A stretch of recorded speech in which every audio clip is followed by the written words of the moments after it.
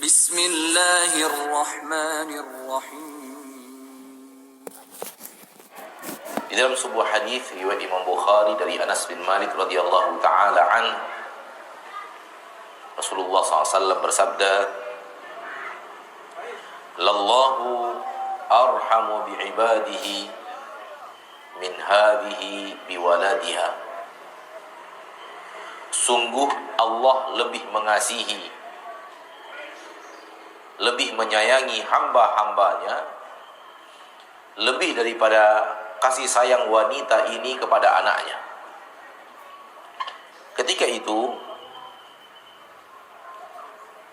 dibawa ke hadapan Nabi SAW ke kota Madinah harta hasil perang, dan diantaranya adalah tawanan-tawanan perang yang mereka adalah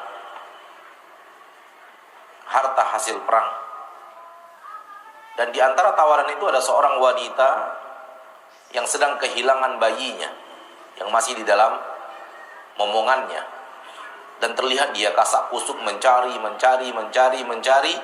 dan begitu dia temukan bayinya, dia rangkul, dia dekap, kemudian dia berikan ASI.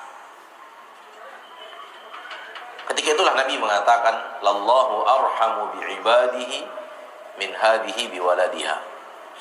Sungguh Allah lebih mengasihi, mencintai hamba-hambanya lebih daripada cinta wanita ini kepada anaknya. Itulah Allah. Sadar atau tidak sadar kita, tahu atau tidak tahu, mengerti atau tidak mengerti, bisa kita melihat atau tidak bisa melihat, itulah keadaan yang sebenarnya. Allah sangat mencintai kita, sangat menyayangi kita.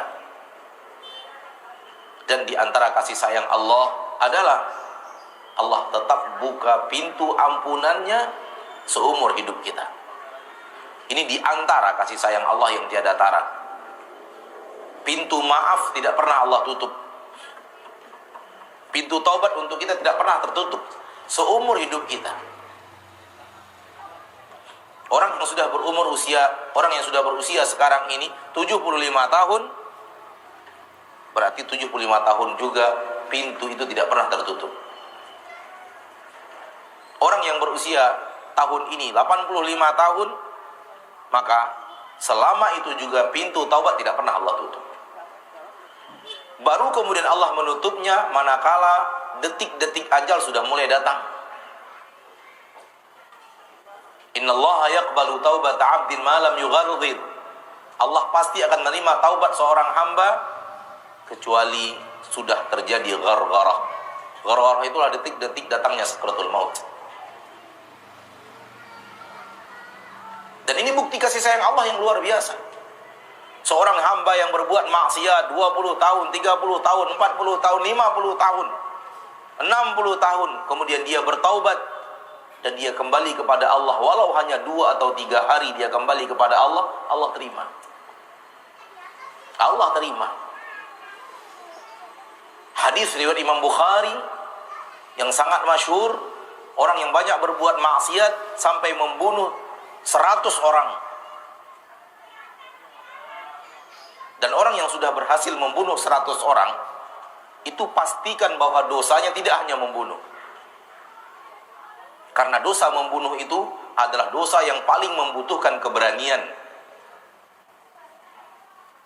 Orang kalau sudah bisa membunuh, sudah pernah membunuh 1, 2, atau 3 orang, pastikan dia juga banyak dosa yang lain yang dia kerjakan. Khomarnya, mengambil harta orang semena-menanya, dan semacamnya. Ini sudah 100 orang dia bunuh. Bagaimana dosanya? Namun dia ingin bertaubat. Ya. Dikala dia baru membunuh 99 orang, ada keinginan untuk bertaubat. Dan bertanya kepada orang, kepada siapa yang bisa membimbingku, menuntunku untuk taubat? Kepada siapa aku bisa bertanya tentang taubat? Ditunjukkan seorang ahli ibadah tapi bukan ahli ilmu. Ahli ibadah tapi tidak ahli ilmu. ketika dia mengakui kesalahan dan dosanya kepada ahli ibadah yang bukan ahli ilmu itu, orang ahli ibadah itu mengatakan, orang sepertimu tidak ada lagi kesempatan untuk bertaubat.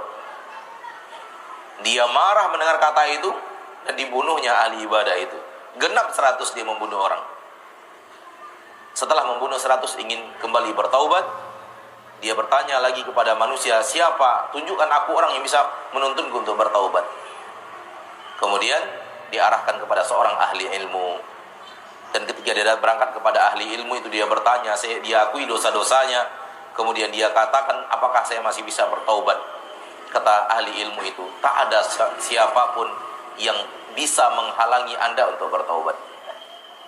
Pintu taubat tidak pernah tertutup. Tak ada siapapun yang bisa menghalangi engkau untuk bertaubat. Kalau engkau benar-benar ingin bertaubat, engkau bisa. Tak akan tertutup pintu itu. Dia bahagia lalu bertanya apa yang harus dia lakukan. Diajarkan oleh orang alim tersebut.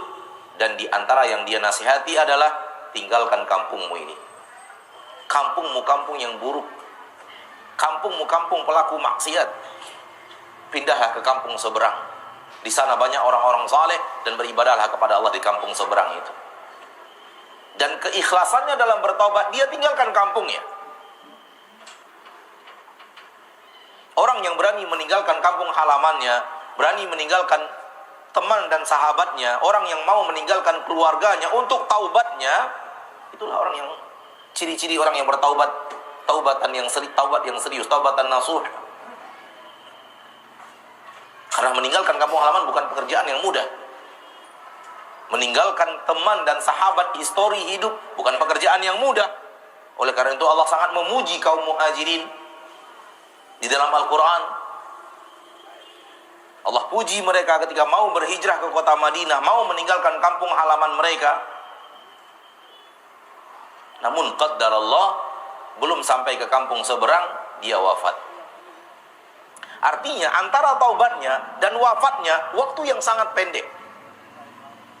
Sehingga Nabi mengatakan ikhtilaf, berbeda pendapat antara malaikat rahmat dengan malaikat azab. Malaikat rahmat mengatakan dia milikku, malaikat azab mengatakan dia milikku. Malaikat azab mengatakan dia tidak pernah berbuat amal saleh sekalipun. Malaikat rahmat mengatakan dia telah bertaubat. Akhirnya Allah turunkan malaikat menjadi hakim antara dua malaikat ini. Dengan cara diukur tubuhnya, ke kampung mana dia lebih dekat. Sekiranya ke kampung yang dia tinggalkan, maka dia milik malaikat azab. Sekiranya ke kampung yang ingin dia tuju, maka dia milik malaikat rahmat.